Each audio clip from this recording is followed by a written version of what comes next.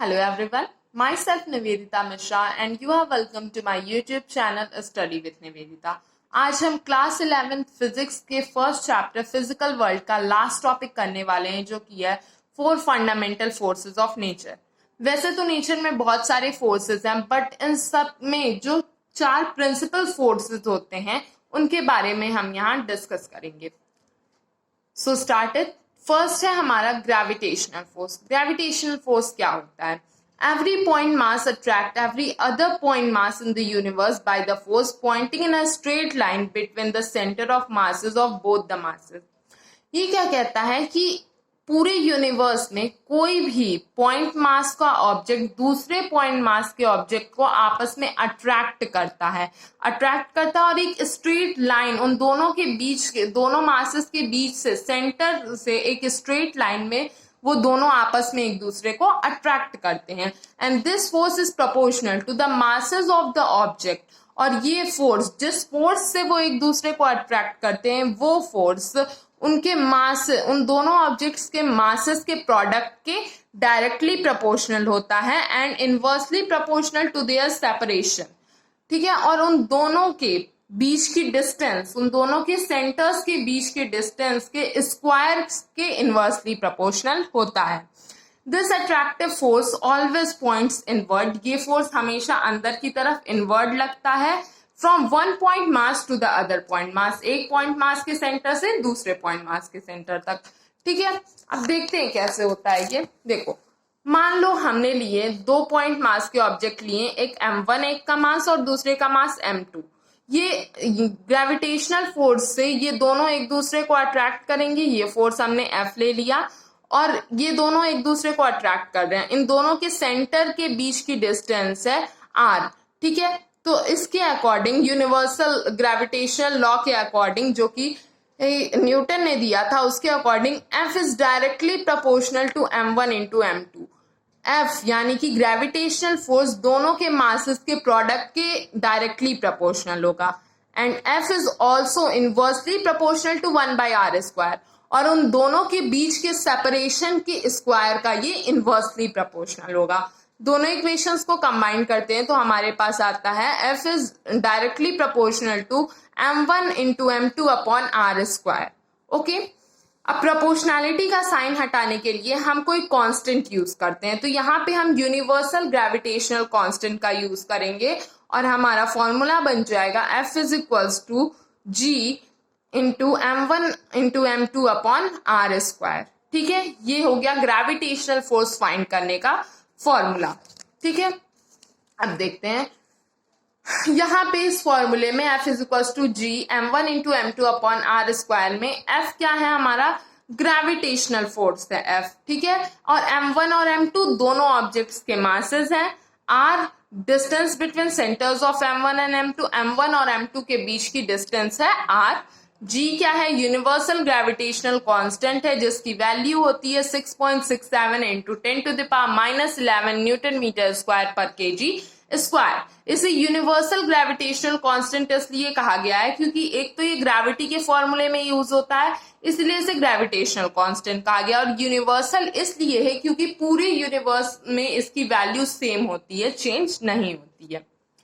Now the law applies to all the objects with masses big or small. Two objects can be considered as point-like masses if the distance between them is very large compared to their sizes or if they are spherically symmetrical.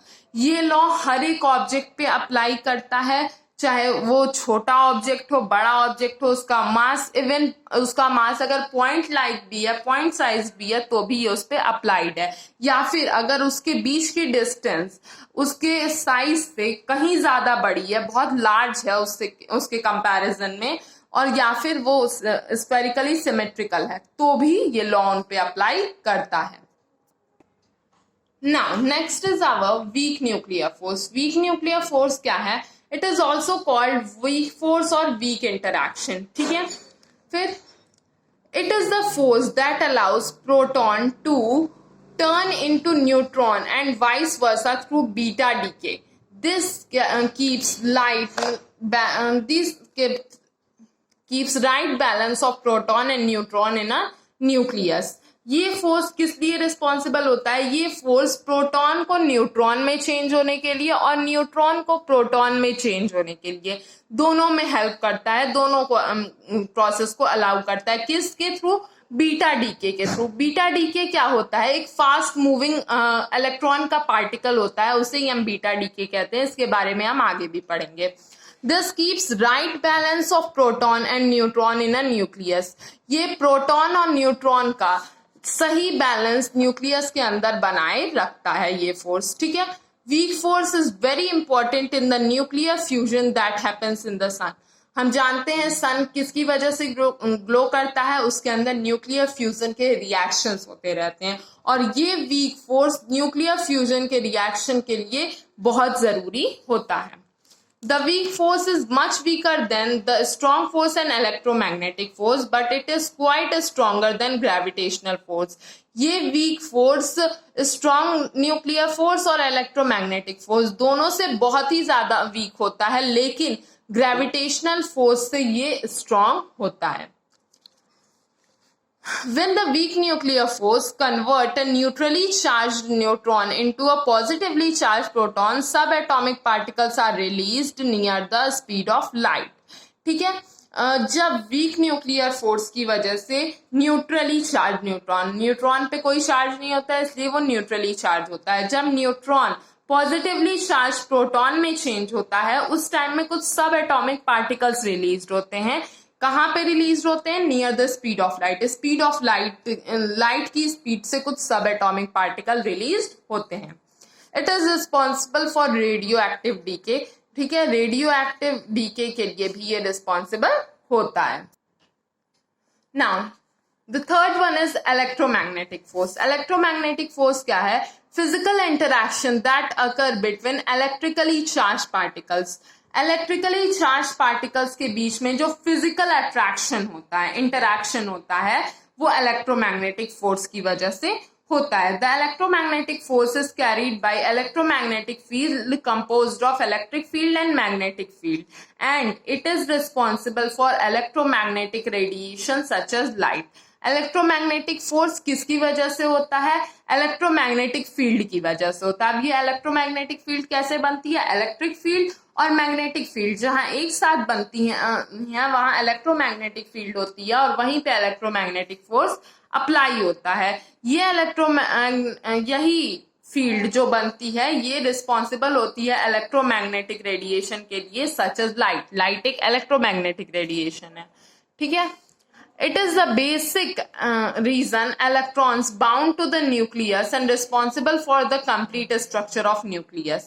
यही reason है, इसी electromagnetic force की ही वजह से nucleus के आसपास shells में electrons बंधे होते हैं, बाउंड होते हैं, और तभी ही उस पूरे एटम का स्ट्रक्चर बना रहता है। For example friction, tension, elasticity, air drag etcetera, ये सारे फोर्सेस जो हैं, ये सब इलेक्ट्रोमैग्नेटिक फोर्स के अंडर में आते हैं। It is combination of electrostatic force and magnetic force.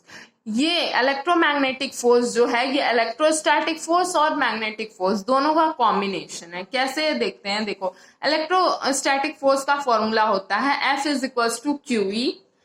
Magnetic force का फॉर्मूला होता है F is equal to QVB sine theta, जबकि इलेक्ट्रोमैग्नेटिक फोर्स जो इन दोनों का कॉम्बिनेशन है, उसका फॉर्मूला होता है F is equal to QE plus QVB sine theta. Okay, now our last force is strong nuclear force. ये क्या होता है? It is also called strong force और स्ट्रॉन्ग इंटरैक्शन। इसके भी टू नेम्स हैं, इसे स्ट्रॉन्ग फोर्स भी कहते हैं और स्ट्रॉन्ग इंटरैक्शन भी कहते हैं। The strong nuclear force bind proton and neutron in the nucleus of atom. ये स्ट्रॉन्ग न्यूक्लियर फोर्स प्रोटॉन को और न्यूट्रॉन को एटम में एक साथ एटम के न्यूक्लियस में एक साथ बाइंड रखता है, ऑफ कोर्स, ठीक है। अब देखो, when two nucleons are within 10 to the power minus 15 meter of each other, then this attractive force is about 10 times stronger than repulsive force between two protons. ठीक है, अब देखो ये क्वेश्चन अराइज होता है हमारे माइंड में कि न्यूक्लियस में प्रोटॉन एक साथ रहते हैं, ठीक है, फॉर एग्जाम्पल देखते हैं, देखो किसी न्यूक्लियस, ये कोई एटम है, एटम के अंदर न्यूक्लियस के अंदर प्लस प्लस चार्जेस एक साथ रहते हैं, प्लस कुछ न्यूट्रॉन्स भी होते हैं, ठीक है। तो ये हम लोग जानते हैं कि लाइक चार्जेस, ठीक है, जो लाइक चार्जेस होते हैं वो रिपेल करते हैं, बट यहाँ पे जो प्लस प्लस चार्जेस, इसका मतलब दो प्रोटॉन्स अगर एक साथ हैं वो दोनों एक दूसरे को रिपेल करेंगे, एक दूसरे से दूर भागेंगे, तब तो न्यूक्लियस का स्ट्रक्चर स्टेबल ही नहीं रह पाएगा। तो यही रीजन है, स्ट्रॉन्ग न्यूक्लियर फोर्स की ही वजह से एटम स्टेबल रहता है। क्यों?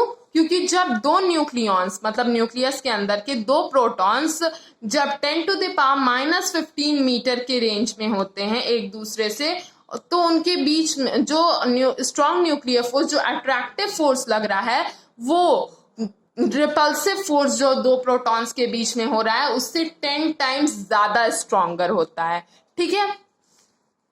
It is 6,000 trillion. That's 39 zero after 6 times stronger than the force of gravity. ये force, strong nuclear force 6,000 trillion means 6 के बाद अगर हम 39 जीरोस लगाएं तो जो क्वांटिटी मिलेगी उतने टाइम्स ज्यादा स्ट्रॉन्गर ये फोर्स ग्रेविटेशनल फोर्स से होता है। This force is non central in nature, ये फोर्स नॉन सेंट्रल होता है, मीन्स किसी एक जगह केंद्रित नहीं रहता है। They do not obey inverse square law, ये इनवर्स स्क्वायर लॉ को ओबे भी नहीं करता है। And strongest among all forces, जितने भी फंडामेंटल फोर्सेस हमने डिस्कस किए उन सब में सबसे स्ट्रॉन्गेस्ट यही फोर्स होता है। Okay, here the topic is also completed and the chapter is also completed. I hope you understand the chapter. अगर आपको चैप्टर अच्छे से समझ में आया है तो प्लीज मेरी वीडियो को लाइक करिए, कमेंट करिए, शेयर करिए, और अगर आपको कोई भी डाउट है तो मुझसे कमेंट सेक्शन में पूछिए, I will definitely clear it. And don't forget to subscribe my channel and also press the bell icon to get the latest updates of my channel. Thank you.